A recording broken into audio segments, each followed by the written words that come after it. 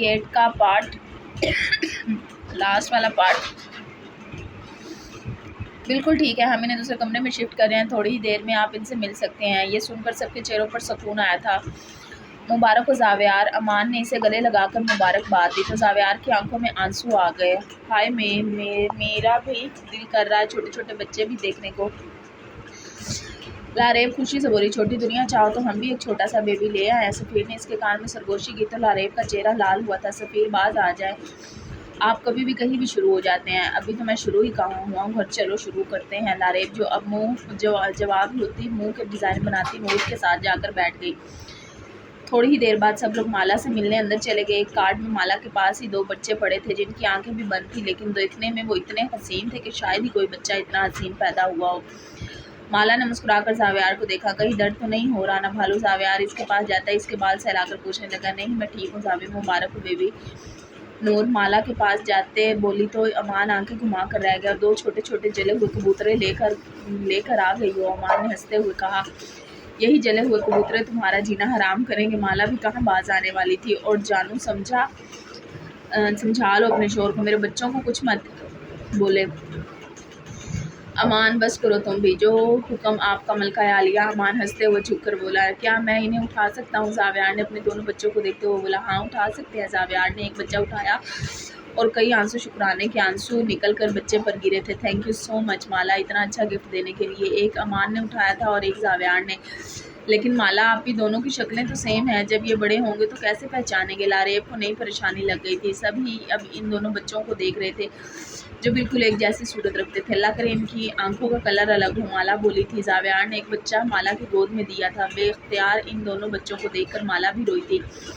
यह एहसास ही बहुत अच्छा था कि वो माँ बन गई है। और जब दोनों बच्चों ने आंखें खोली थी तो सबको सकता ही लग गया था। दोनों की ही सेम कलर था और कलर भी ओपल कलर था, जो कि माँ और बाप दोनों से चुराया था। हल्की ग्रीन और नीले रंग का मिक्सचर थी। जावी, इन दोनों की आंखों का कलर कितना प्यारा है ना, और है भी दोनों का एक जैसा। हम कैसे पहचानेंगे? माला खुश होते साथ साथ परेशान भी हुई थी। पहचान लेंगे भालू, तुम परेशान मत हो। फिर बारी बारी से अपने बच्चों को उठाया था और प्यार किया था। अगले दिन माला को डिस्चार्ज किया गया था और वो घर भी चली गई थी। एन भी मुश्किल से माला और इसके बेबी देखने आई थी। बहुत बहुत मुबारक हो Mala, thank you so much एन। मीरम तो अपने छोटे छोटे हाथ लगाते इनको देख और छू रही थी। आन तान मिले बेबी छोटा चाहिए। आन, मुझे भी छोटा बेबी चाहिए, मुझे भी छोटा भाई चाहिए। मेरी मीरम मासूम सी कहते इसके चेहरे पर मुस्कुराहट ले आए।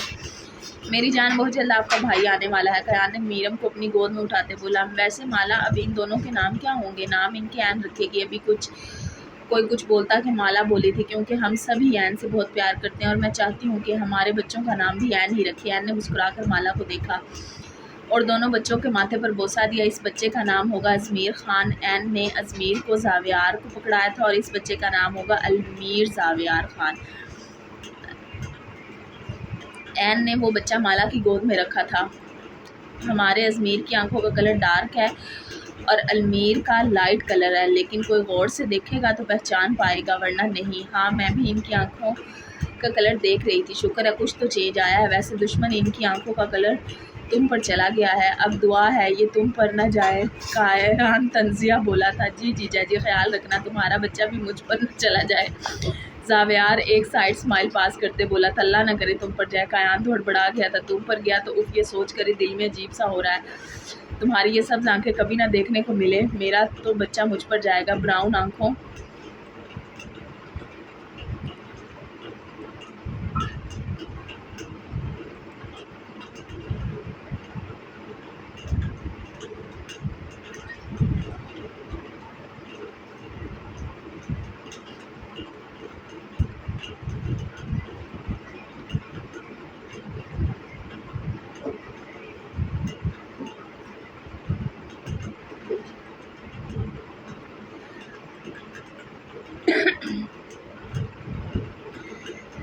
एन जब से बोली तो कायान और नूर जल्दी से एन को गाड़ी में बिठाया था और अब फिर वो सब हॉस्पिटल में जमा थे। कल तो तक जावेयार परेशान था और आज कायान। थोड़ी देर बाद ही अंदर से बच्चे के रोने की आवाज़ आई तो कयाम ने बेसाख्ता ही शुक्र अल्हम्दुलिल्लाह कहा था। मुबारक हो कायान साहब, आपकी बीवी और आपका बच्चा दोनों ही सलामत है। लेडी डॉक्टर ने बाहर आकर खुशखबरी सुनाई थी।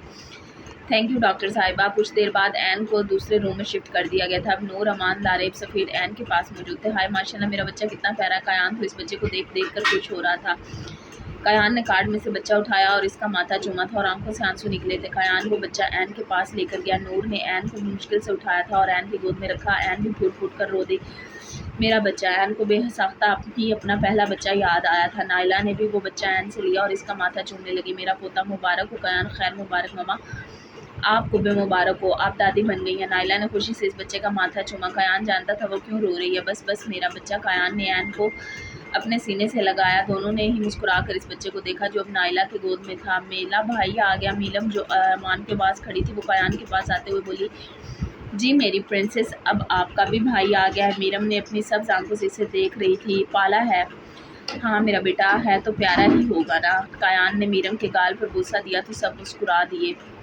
छोटी दुनिया देखो, सबके घर बेबी हो रहे हैं, हमारे घर कब होगा। सफ़ीर चुप कर जाएं, अब तो बहुत बेशर्म है, कुछ तो शर्म करो। यहाँ सब खड़े हैं लेकिन कोई हमारी बात नहीं सुन रहा। रिलैक्स, आपसे तो बात करना ही फजूल है। लारेब ये कहकर अब पर अपना पाँव मारती सब एन के पास चली गई और इसके बच्चे को उठाकर इससे खेलने लगी।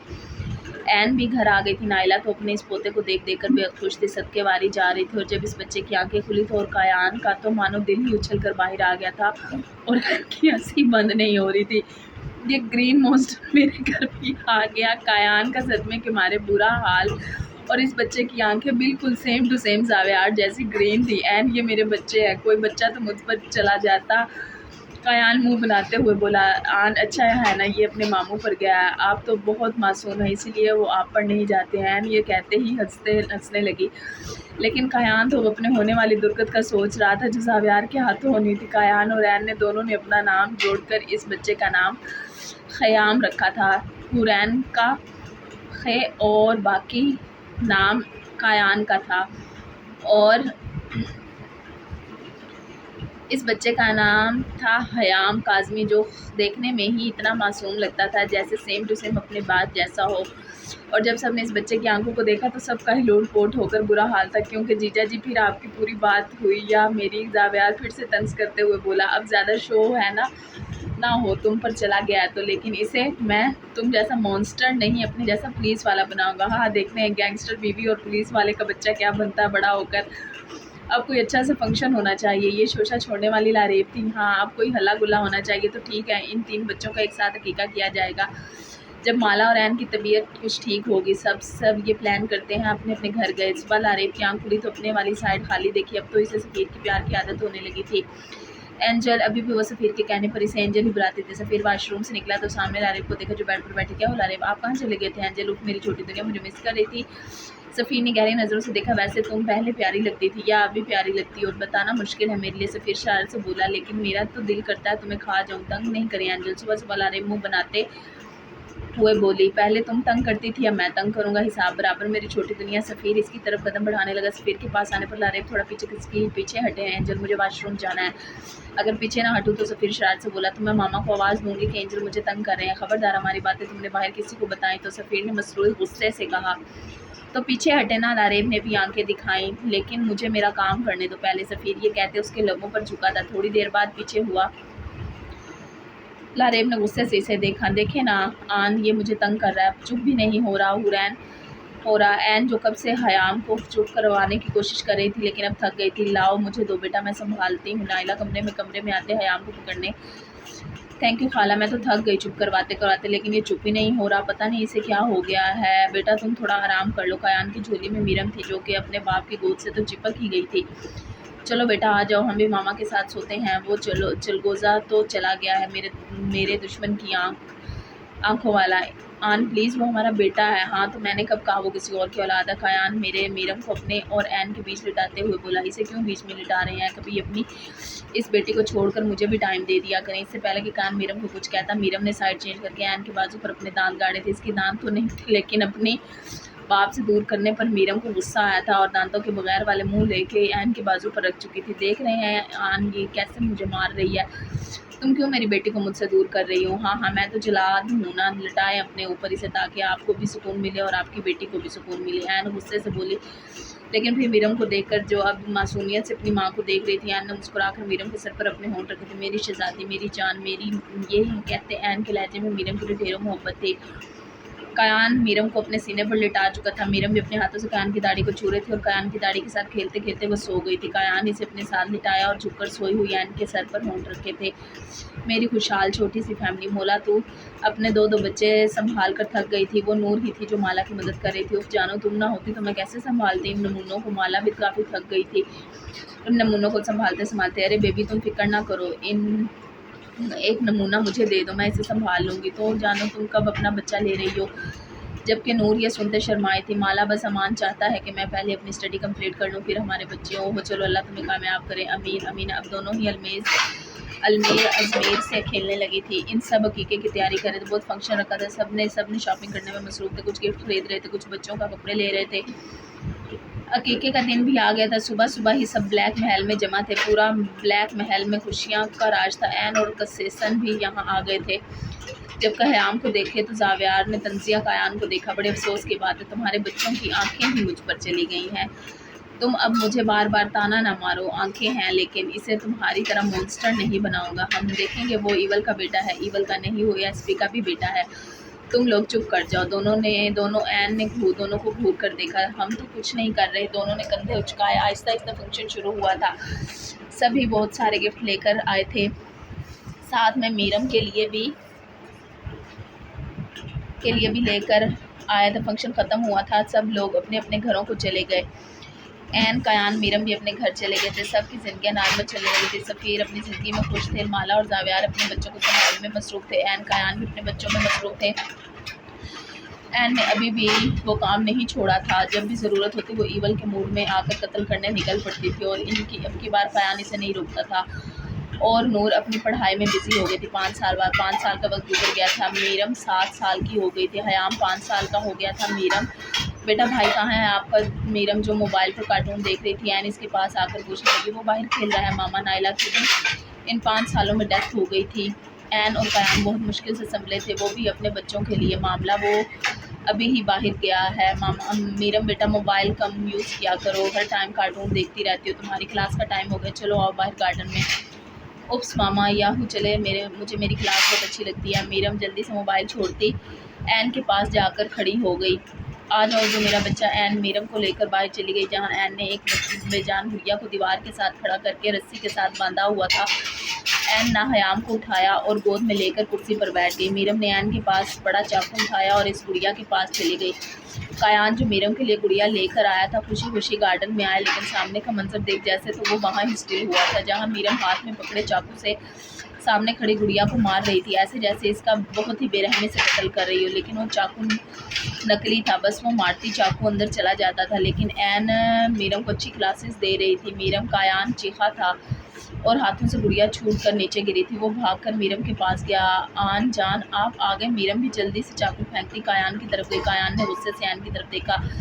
ये क्या सिखा रही हो मेरी बेटी को। वही जो मैंने सीखा, अपने तहफ़्फ़ुज़ करना, अपना बचाव करना। मैंने इसकी माँ से वादा किया था कि मैं इसे अपनी तरह बनाऊंगी और मुझसे ज़्यादा ख़तरनाक बनेगी। एक ऐसी आग बनाऊंगी जैसे कि जो इसे बुरी नज़र से देखेगा इसे अपनी नज़रों से ही जलाकर राख कर देगी। ऐन के लहजे में एक जुनून था अपनी बेटी को लेकर। आन जान मैं मामा जैसी बनूंगी। मामा बहुत ब्रेव है, लेकिन ये बच्ची है, अभी बच्ची है, लेकिन बड़ी भी होगी। आप इसकी फ़िक्र मत करें आन जान, वो गुड़िया मेरे लिए है। मीरम की नज़र इस गुड़िया पर पड़ी थी जो कयान लेकर आया था। मीरम इसकी तरफ गई। मीरम पहले अपनी क्लास पूरी करो। ऐन ज़रा सख्त लहजे में बोली। ओके मामा। आन जान ये गुड़िया पकड़े, मैं अपनी क्लास पूरी करके आती हूँ। अब वो चाकू मार रही थी और हयाम तालियां मार रहा था और कयान हमारा ऐन के साथ बैठा अपनी बेटी को एक नए ख़तरनाक ईवल बनता देख रहा था। अजमेर और अलमीर भी 5 साल के हो गए थे। बेटा तुम क्यों चुप चुप रहते हो। वो देखो तुम्हारा भाई कितना शरारती है, इसके साथ खेला करो। तुम भी। माला जो बचपन से अजमेर को संजीदा देख रही थी आज पूछ ही लिया। मेरा बोलने का दिल नहीं करता मामा। अजमेर सामने नज़र किए बोला, जहाँ इसका जुड़वा भाई अपनी जानू के साथ खेल रहा था। जानू मुझे पकड़ लो, मैं अपने शहजादे को पकड़ लूँगी। नूर अलमीर के पीछे भागते हुए बोली। कितनी दफ़ा कहा है कि मेरी बीवी को जानू मत बोला करो। चाची है तुम्हारी, चाची बोला करो। अमान तो भड़क पड़ा था। क्यों चाची बोलूँ, ये मेरी जानू है, जानू ही बोलूँगा। और अलमीर भी कहाँ बाज आने वाला था। पहले तुम्हारी माँ थी और अब तुम आ गए। अमान वो गुस्से से बोला, हाँ हाँ हाँ, मैंने कहा था ना, छेड़ो चपड़ गंजू, मेरे सारे बदले मेरे बच्चे लेंगे।